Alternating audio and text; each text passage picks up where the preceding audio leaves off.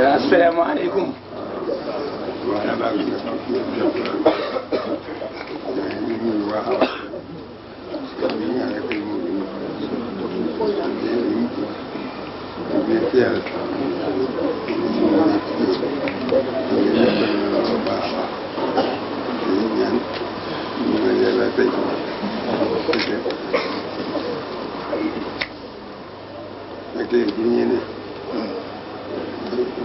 ñi ak ci yoon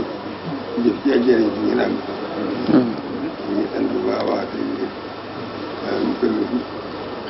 a temps weer man ngeen gën sama taw bi jëriñ ci yoon dañ ma dañ tooge ko te mu ñu gëm naa ko bu baax a baax loolu ñu jeer bi ma ngi koy jeexal ñu sant yi ko ànd moom te ñaan jëm kanam te cant yi ndax ñu ko borom dige te ko sant mu doy na xam nga ñu yaa fi ñaamatoo muy kaa fi ñu si defa ñaanu ko ci ànd la ngeen fay ko waat dañuy jigéen jëriñ ci yoonam alhamdulilah